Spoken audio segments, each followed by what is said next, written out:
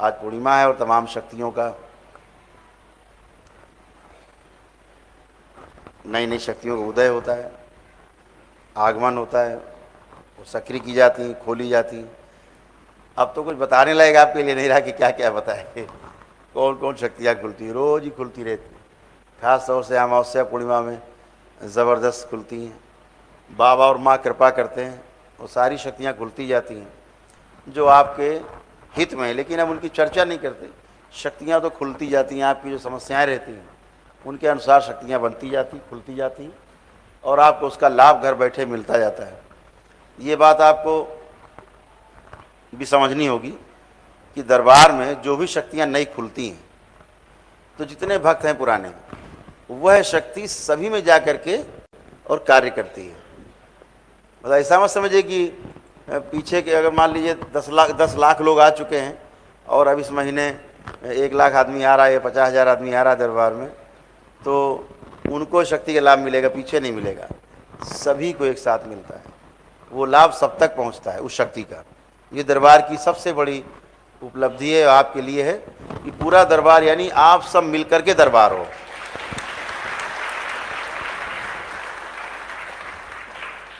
और आप एक चूंकि पूरा परिवार हैं, इसलिए वो शक्तियों का जब वो बंटता है ना प्रसाद, तो वो सभी को मिलता है, कोई एक को नहीं, सभी तक जाता है। तो ये हमेशा ध्यान रखिएगा। तो इसके लिए बहुत लोग हमने देखा भाग के विचारे आते हैं, गुरुदेव नई शक्ति खुली तो हम आ गए। तो भागने की आवश्यकता नहीं, आप घर में ही संकल्प करेंगे और वो आपको उसका लाभ मिलेगा। जैसे दरबार ने एक शक्ति खुली कि आप रविवार को आप संकल्प करेंगे, जो हम लाइव कराते हैं, बशर्ते संकल्प आपका सही हो तो आपको उसका लाभ मिलता है। उसको ध्यान रखना है आपको। रविवार को जो कराते हैं संकल्प, नहीं कर पाते हैं कोई बहुत लोग, तो लिख लिया करें, लिख के संकल्प पढ़ के किया करें। दरबार ने वो भी शक्ति खोली हुई है, आँख खोल के पढ़ेंगे आप, तब भी आपकी जो है वो संकल्प आपका पूरा होगा। तो ये छोटी छोटी चीज़ें जो आपके कष्ट में आती रही हैं और हम लोग देखते रहे, दरबार देखता रहा, तो शक्ति वैसे वैसे खुलती गई। बहुत लोग संकल्प नहीं कर पाते थे, तो शक्ति खोली गई कि लिख लें और लिख करके जब पढ़ेंगे संकल्प समय आँख खोल के, तो भी पूरा हो जाएगा। तो जब जब आप पे जो जो कष्ट आए हैं वो दरबार ने उस कष्ट को हटाने के लिए नई नई शक्तियाँ खोली, हमेशा खोलता रहता है दरबार। जैसे कुछ इस तरह की भी चीज़ें होती हैं।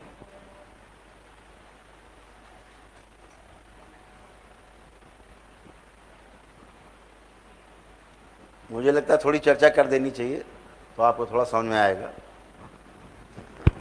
जैसे किसी शक्ति को नष्ट किया जाता है, कोई शक्ति परिवर्तित की जाती, जैसे अभी आपके पास पहना हुआ कोई गहना है और इसको आप नया बनाना चाहते हैं, लगता है पुराना हो गया या अशुद्ध हो गया, कुछ भी, या टाँका ज़्यादा लगता है उसमें, आपको लगता है इसको नया बनाना है, तो आप सुनार के पास ले जाते हैं। सुनार क्या करेगा, उसको गलाएगा। गलाने में क्या होगा, जो उसकी अशुद्धि टाँका जो लगा होता अलग हो जाएगा और सोना अलग हो जाएगा। ये दो काम तो हो गए, बहुत अच्छे से हो गए। लेकिन एक तीसरा काम हो गया है जिसको आपका ज्ञान नहीं। इसी में ये टाँका जो अशुद्धि है और जो शुद्ध है, इन दोनों को अलग करने में जो शक्ति लगाई गई है और जो अलग किया गया, ये बल जो लगाया गया है, इस बल के परिणाम स्वरूप एक अलग एनर्जी पैदा होती है, कालिमा। ठीक है, तो अब वो कहाँ जाएगी, है तो अशुद्धि, अब वो कहाँ जाएगी, अब उसको मारने क्या उपाय। तो वो भी कभी कभी आपको झटके देगी कहीं ना कहीं। आप समझ पा रहे हैं मेरी बात। जैसे आज आपने हवन किए, एक साथ हजारों लोग हवन कर रहे थे, अद्भुत दृश्य था। इस धरती में वे दृश्य देखने को नहीं मिलते जो करौली सरकार के दरबार में आप करते हो ना रोज। ये दृश्य कहीं देखने को नहीं मिलते, बड़े बड़े दरबारों में नहीं मिलते।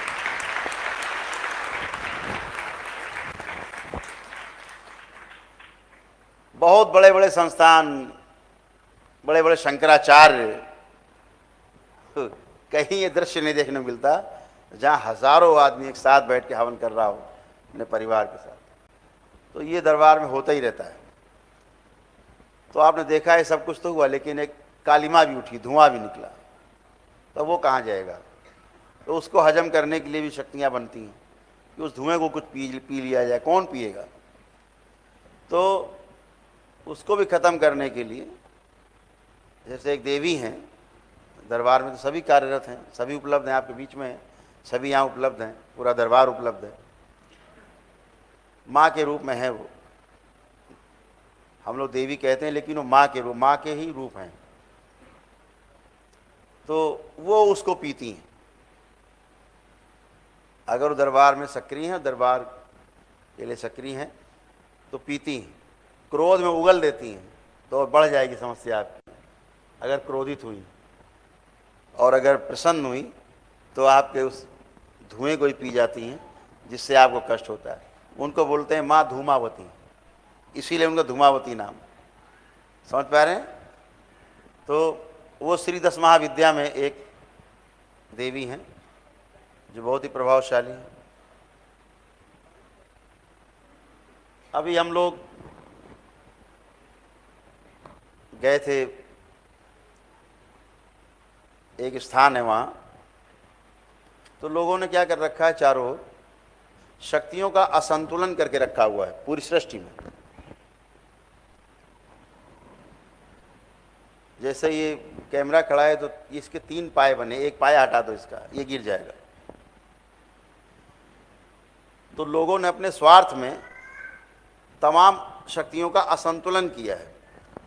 इसीलिए बड़ी बड़ी शक्तियों ने भी अपने स्थान को छोड़ दिया और किनारे जाके बैठ गए। तमाम ऐसे बड़े बड़े स्थान हैं जहां लाखों लोग रोज जाते हैं।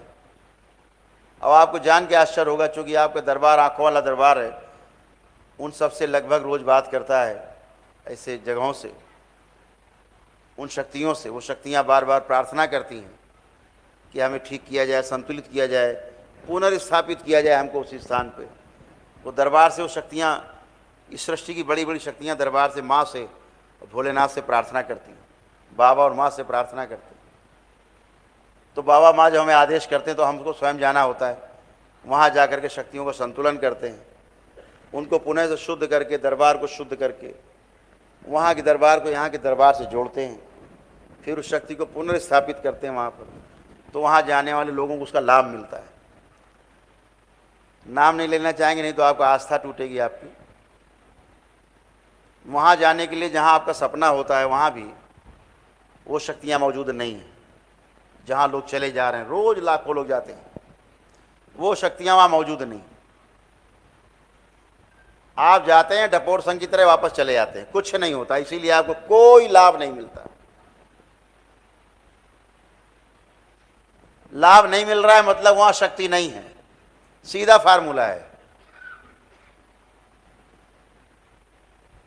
हम आपसे अनुमति लेकर के हर महीने कम से कम 2 बार भागते हैं इधर उधर, 4-4 दिन के लिए गायब होते हैं। तो हम इन्हीं जगहों पर जाते हैं, इन्हीं शक्ति पीठों में जाते हैं। तो हम वहाँ कुछ मांगने नहीं जाते हैं कि माता चलो मेरे साथ, या माता मुझे ये दे दो। इस दरबार को मांगने की जरूरत नहीं है, दरबार देने वाला दरबार है, ये मांगने वाला दरबार नहीं है। इस दरबार में देवी देवता भी मांगने के लिए खड़े हैं, सब खड़े हुए हैं, आपके समक्ष हैं, खड़े हुए हैं। क्या मांगते हैं? सेवा। भोलेनाथ से कहते हैं, बाबा माँ से कहते हैं सेवा दे, मांगने के लिए आते हैं। तो ये मांगने वाला दरबार नहीं कि देवी देवता से जाके मांगे। देवी देवता सब यहाँ घुटने केवल बैठे रहते हैं, किस लिए? सेवा के लिए। ये आपका वो दरबार है, ये कोई झाड़ फूक तंत्र मंत्र टोना टोटका वाला नहीं। इतने लोग बैठे हैं यहाँ पे, कभी किसी के साथ कोई झाड़ फूक टोना टोटका कोई तंत्र मंत्र किया गया हो तो कोई भी एक आदमी हाथ उठाए। अगर मैंने किसी किया हो झाड़ फूक टोना टोटका तंत्र मंत्र तो एक हाथ उठाइए, कोई किसी के साथ मैंने किया हो तो। नहीं किया, इसीलिए आपका किसी का एक हाथ नहीं उठा, क्योंकि यहाँ स्वतः ही होता है। आपके श्रद्धा से, आपकी आस्था से, आपके विश्वास से दरबार चलता है। आप जो संकल्प लेते हो वो पूरा होता है। क्यों? क्योंकि ये वाक सिद्धि का दरबार है, इस दरबार में वाक सिद्धि है। आप जो संकल्प लेते हो अपने लिए सब पूरा हो जाता है, सब पूरा होता है। इससे सिद्ध होता है कि दरबार में शक्तियां हैं। स्वयं देवों के जो देव हैं, देवताओं के भी जो देवता हैं, जिनकी देवता भी पूजा करते हैं, स्वयं भगवान महादेव का दरबार है। इसलिए और भगवान महादेव की जो शक्ति है वो माँ के रूप में यहाँ सक्रिय है। इसलिए आपको मन में आप प्रार्थना करते हैं और आपका पूरा होता है। आप देखते हैं, आप यहाँ आते हैं, आप संकल्प लेते हैं कि मेरे ये कष्ट और मेरे ये कष्ट और मेरे ये कष्ट, और सब गायब हो जाते हैं, सब निकल जाते हैं। असाध्य रोग भी निकल जाते हैं। जो आदमी सर्जरी कराने जा रहा होता है, यहाँ आता है, खड़ा होता है, वो भी चलने लगता है, दौड़ने लगता है, ठीक होता है। वो आपके दृढ़ संकल्प पे होता है। तो तमाम चीज़ें ऐसी हैं। जो एक और सबसे बड़ा जो खतरनाक कष्ट रहता है, आप लोग झेल के आए हो, और जो भी कुछ लोग बाकी इसमें दिख रहे हैं हमें, जिनको नहीं मिला है प्रसाद, उनको भी प्रसाद आज मिलेगा। जब कहा जाता है कि बहुत से लोग यहाँ बैठे हैं जो आंख बंद करेंगे और सर्प देखना चाहेंगे तो सर्प उन्हें दिखाई देगा, लेकिन जब दरबार की उस शक्ति का प्रयोग होगा तो आप लाख कोशिश कर लेना, शक्ति प्रयोग के बाद, पुण्य मिलने के बाद आप पूरी कोशिश कर लेना कि कोई सांप आप देख भी सकें, आप आंखों में अपने आंख बंद करके, आप कोई सर्प नहीं देख पाएंगे। जब कोई सर्प ना देख पाएं तो समझ लेना कि सर्प दोष समाप्त हो गया है।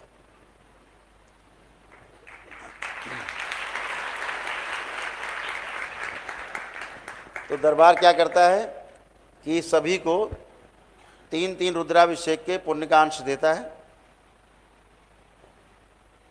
जिससे आपके सर्पदोष और श्राप सब नष्ट होते हैं। और एक विष्णु सहस्त्र नाम के जप का पुण्य देता है। उससे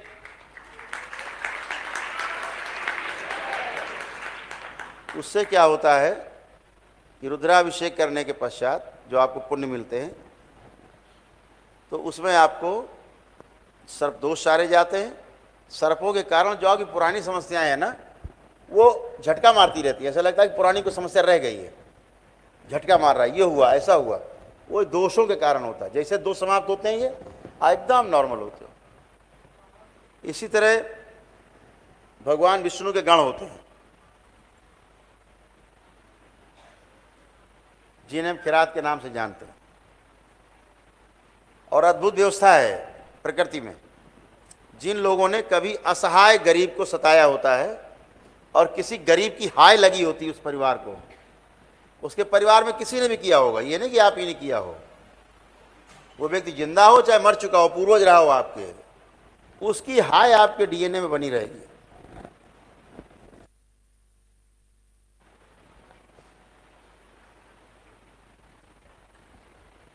और कह भी गए कि हाय बड़ी गरीब की।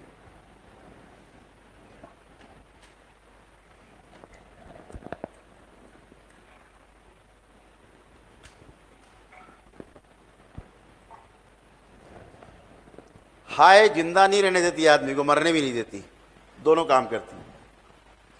और आपके यहां असाध्य रोग पैदा करती हाय, गरीब की हाय। और असाध्य रोग की जानकारी आपको तब होगी जब असाध्य रोग बन चुका होगा, यानी उसका इलाज नहीं होगा प्रकृति में, सृष्टि में। तो समझ लीजिए कि आपके यहाँ हाय है गरीब की। और ये भी अद्भुत है प्रकृति का नियम, जिसको हाय लगी होगी उसमें भगवान विष्णु के ही गण आते हैं उसके भोग काटने के लिए। हाय, हाय का जो भोग है वो काटने के लिए भगवान विष्णु के गण जो है ना, पहाड़ों से हैं, जैसे पहाड़। और जब तक वो रहते हैं तब तक आपका कुछ अच्छा होने वाला तो नहीं है। और भोलेनाथ का जो तंत्र है, शिव का जो तंत्र है, वो विष्णु के गणों पे नहीं चलता। या ये कह लीजिए आन है कि शिव का तंत्र विष्णु के गणों पे नहीं चलाया जाता। इसलिए आप उनको किसी विधि से हटा नहीं सकते, मार नहीं सकते, प्रताड़ित नहीं कर सकते, आप उनका कुछ नहीं बिगाड़ सकते, पहली बात। दूसरी बात, वो आपको दिखते ही नहीं है। ये तंत्र मंत्र टोना टोटका जादू टोना करने वाले लोग, इनको पितर नहीं दिखाई देते, भगवान विष्णु के गण कहां से दिखाई देंगे।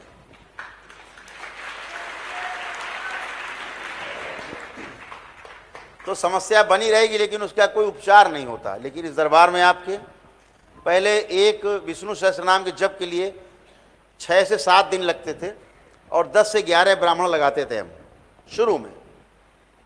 तो उनको प्रसन्न करके ही वापस भेजा जा सकता है आपके डीएनए से निकाल के। तो कम से कम 6-7 दिन चलता था और 10 से 11 ब्राह्मण जप करते थे प्रतिदिन, सुबह से लेकर शाम तक। तो एक आदमी का हो पाता था। दरबार ने धीरे धीरे शक्ति खोलते हुए और कम किया और कम किया और कम किया, इतना कम कर दिया कि अब एक आप किट लेते हैं, भगवान विष्णु जी की एक चित्र रखते हैं, हवन शुरू करते हैं, वो जैसे आप करते सिद्ध हवन कराए हैं, और एक पुस्तिका मिलती है आपको, उसमें भगवान विष्णु के नाम लिखे होते हैं। जो पढ़ा लिखा बच्चा घर में हो, कोई डीएनए में जो आपकी हो या आप स्वयं, उनको पढ़ते जाएं केवल, और आपका जप हो गया और आपको पुण्य मिल जाता है। इतना सरल कर दिया दरबार, तो कोई भी कर सकता है इसको।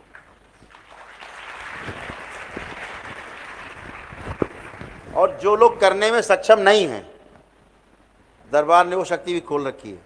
आप भगवान विष्णु सहस्त्र नाम का पाठ करने में सक्षम नहीं है, आप पे धन नहीं है, या रुद्राभिषेक करने में आप सक्षम नहीं हैं, आप पे धन नहीं है, तो दरबार आपको अपनी ओर से पुण्य देता है, रुद्राभिषेक के भी और विष्णु सहस्त्र नाम के भी, और आप स्वस्थ होते हो।